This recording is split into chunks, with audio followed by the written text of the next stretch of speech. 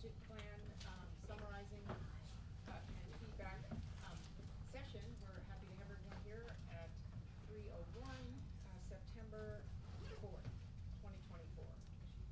Great, thank you, Dr. Stern. I also want to thank everyone for being here, and also to thank the Board of Education for this opportunity for an additional meeting tacked on to the one that we had before, so that we could get some fresh heads and to have some discussion about some feedback around the strategic plan. As you know, this is a big part of our job every day, is to look for improvements, strategies for improvements, and while they have been slow in coming, our job is to find those places where we could recognize and to move forward and to really make some systemic changes in the district when it comes to some early successes in some areas within our strategic plan. We're going to start off today by doing a little bit of a look back before we move forward. And so just in summary, and we'll start with Dr. Seaman and then have an opportunity for the Board of Education to provide feedback. Ms. Marcus wanted to preface. I would like to clarify something with you, Dr. Seaman, before we start. I had a chance to really go through what we were given last week, and I found an inconsistency. I just want to clarify it with you, because maybe you've also picked it up, that I did hear about it, and I would like to clarify it with you. If you will look at the El Rodeo, if you look at the band at 23 and 24, the band of ELA and math, you see 79% ELA and 78% math. And yet you look down at the ELA for El Rodeo for 23-24, and there is a 7% discrepancy in that figure from 79 to 72 total. If you total up 45 and 27, you get 72, and you have up there as an aggregate total of 79. I just want to point that out to you, and I also found that in the math score, the same thing. You have in the math score, you had. You're looking at the document that was given to us. Well, I just want to know if that's been corrected now, because that was not, the one that I got today, I haven't had a chance to go, I go through it pretty thoroughly. Yeah. And I'm now saying. So you're looking at three separate sets of data though. So you're looking at three separate sets of data. I know, but this is the one that is the total school thing, and all I'm pointing out is that you have math at 78%, and yet when you total it up down below with the exceeded and the met, you're looking at 64%.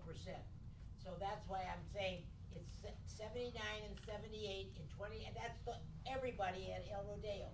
And then you look down at the breakdown of exceeded and met, which should equal 79% as far as I can tell, because that's what you're basing that score on, is getting the exact score up. Yeah. So it says 72% in 23-24, and it says 64 when ELA and 64. All I'm saying. Yes. No, I'm with you. We can dive into that. There's a mistake there, and I just want to me it's a mistake, and I don't know, and I'm not. I just want to make sure that you understand what I'm looking at, and that.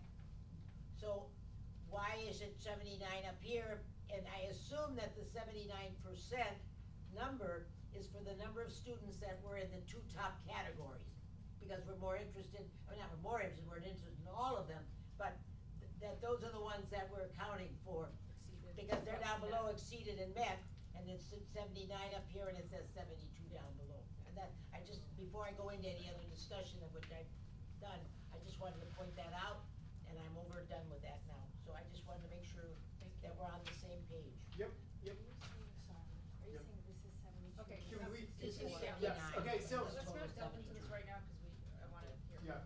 So ultimately, I think this is a prime example of utilizing raw data and then painting massive swoops or massive brush strokes around decision-making process. I think that what we do in that honest process of creating a strategic plan is we have to look at the data from multiple perspectives, and we also have to look at the history of our district. And I think that's the piece that we have a real tendency to miss. We get caught up in conversations a lot with different people across the community, and all of us in this room. So this is a collective conversation. It's not a, hey,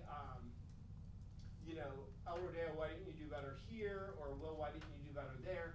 It's really around us being able to understand where we came from, how we got here, and what does it mean today to better prepare us for this 24-25 school year in the process of a strategic plan. We are different than what we were in the past, and we have to be very clear and transparent with that. I'm consistently, as a prime example, approached of, well, we were a lighthouse district, or a lighthouse school is a technical term that has been thrown around in around 1970. Mr. Spitz was on the board in 1971, and yet, I, who can't sleep at night and search and find everything, there is no documentation around the measurement piece for, or any true documentation around the 3 schools that have been named in previous history, slight folklore, around New Trier, Shaker Heights, Ohio, and then ourselves. And so, again, kind of just going back in history, 1970s is pre-No Child Left Behind. No Child Left Behind required all of us to be able to hold our school communities accountable through an assessment process, which is clear, whether we utilize a statewide assessment or a nationwide assessment. And so there's some assumptions that are made around that word lighthouse, and I consistently always have to have that conversation with people like, well, what does that mean? What is the tangible? What are we working towards? I don't know the definition of that term. And so that's one of the things that we collectively have to work together, is to say, if we're being held to this standard, what does that standard mean, first and foremost? And then how do we work towards achieving that standard? So truly, when we actually look, so you take that term, and we gotta figure out the definition if we're gonna be held to that standard, we then walk into the reality between 2 different tales, right? You do have the tale pre-2008, and then you have our new normal post-2008. And this is the reality that a lot of us still have a hard time grappling with. In 2008, the Board of Education, and I have provided for you guys in your packets, newspaper articles of this exact information around the numbers, just, I'm just making sure we're all on the same page. Around, in 2008, the Board of Education made the determination to start the process of eliminating inter-district permits, which eliminated about 850 students out of the district. What is interesting around that piece is the overall impact, which people talked about then, and we are now dealing with today, is the fact that you look in 2010 was the decision that actually, in 2008, the basic aid decision was made. By 2010, and if you further read the article, by 2010, we, meaning all of us collectively, were still representing the district, had determined that they would allow the existing permits to finish school. At that point, from 2008, there were almost 5,200 kids enrolled in the district. Less than 2 years later, it had already dropped down to 4,300 kids. In there, the second article that you guys have, it clearly states, there's direct quotes. A student said, students on permits had to have a certain grade point average and maintain a certain level of exam to stay on the permit. In addition, our athletics, and I say this because when I walked into the district, one of the first things I said, I oversaw athletics except for Tim's not in here. It was like, what are we gonna do about our football program? And I was like, well, give me a second, let me figure out how many kids we actually have. Well, when you look at a football program that you're building out of 2,500 kids at the high school, all of a sudden 2 years later, you have your football coach at the time, Lindsay Pacey, saying, I dropped from 120 athletes to 80 to 90 athletes in a football program. So that's the reality of a decision that was made in 2008 and how it's impacted in just 2 years to 4 years later. So when you overall timeline, when we're sitting here trying to figure out how do we become what we consider a definition of a lighthouse district is, we have to take into consideration the following timeline. First, we know that pre-2017, our district was judged at a totally different set of standards. And most people in the community do not have that knowledge. There was an API score versus the California dashboard. And you in your packet, and I'll walk you through it in a second, have the dashboard data. Two, in 2018, for those that in the room that will remember, Mr. Margo may be the only one, there was a not unanimous decision, but a board majority decision to remove our intervention programs. So that was our second, I'm gonna kind of collectively say, our second year in the district, we were removing our interventions programs. 2019, there was a move for reconfiguration. So now I want to kind of go back to this. There was a district that had almost 5,200 kids in it. There's almost 2,500 kids at the high school. By 7 years later from that decision, we all of a sudden had to reconfigure because we were running 4 schools at the same time, 4 elementaries, 4 middle schools on the same dime. Follow COVID, follow return, follow streamlining our ed tech based off of it was the Wild West in COVID, follow to what we got to 2022 is the true first year that BHUSD has been its new normal since the decision of 2008. And that is a reality that we all have to understand, is that there were still permitted kids in the previous set of data. Truth.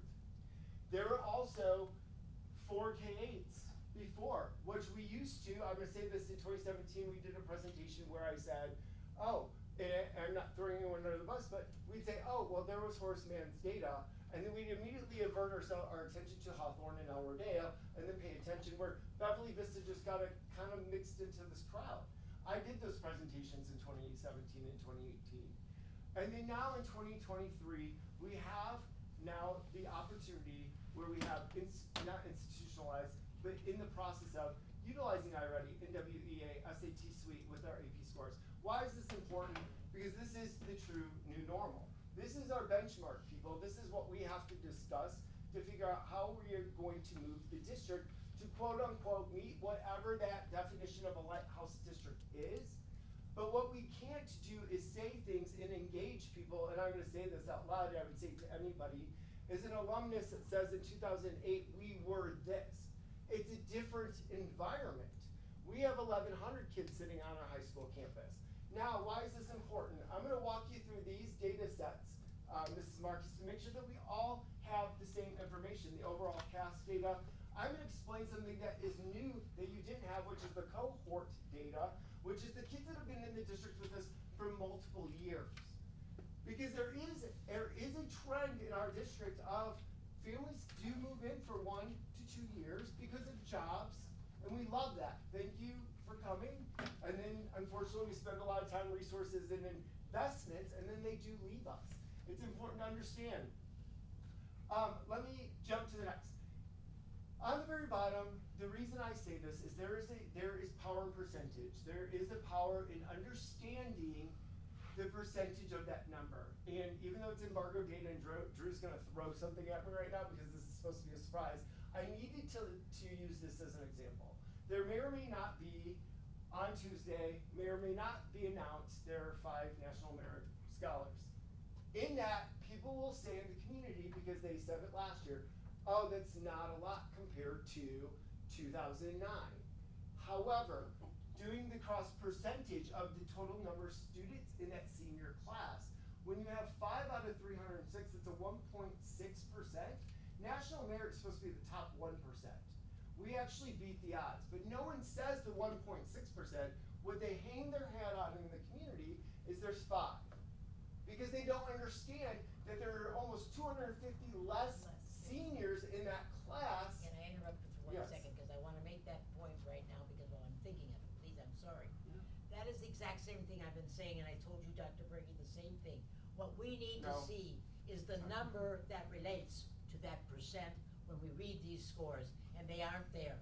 So you have 10% out of 84 students in that category, what percentage, like, or 12% of the, and that get, only 2 students are there. Yeah. And that, to see 10%, that's a lot of number, but you see 2 students, we have to start, I'm sorry to interrupt you, but I talked to Dr. Frankie about that. He agreed with me that that is something we need to see. I don't wanna see percentages. Percentages lie to me. Yep. And I'm gonna show you some of those hard fact numbers. The other piece to this though isn't just about the academic piece, because we are here to educate the whole student. We also have to talk about programs. One of the things that I'm constantly charged with in a good way is engaging with our visual and performing arts, or even our athletics. I use the athletics as an example based off the newspaper article, 14 years ago. When we actually look at our overall enrollment longitudinal data, you will see that now at this point, not only have those, I'm gonna use the word grandfather clause in permits, have gone out. This is our new normal. These are the numbers that we're looking at when we're looking at building teams, programs, and academics. Now, here's where the power of the percentage goes. When we look at our VAPA programs, people will say things like, meaning I know someone personally, the Madrigals program when I was in it was 80 people and we filled the stage. However, 2016, when we were larger enrollment, we had 33% of our population participating in our visual and performing arts department. Fast forward, less kids, we have 31% of our population still participating in. With less kids, we're maintaining about the same percentage involvement in that program. That is the new normal, and that's what we have to embrace ourselves. Where I think I get frustrated is people will say, oh my gosh, there used to be 800 people. But I'm like, you know what? I had a really great time at that Madrigals concert. I had a really great time at that fall play. There was 12 kids, they had the best experience they ever had, and I really enjoyed it. Because there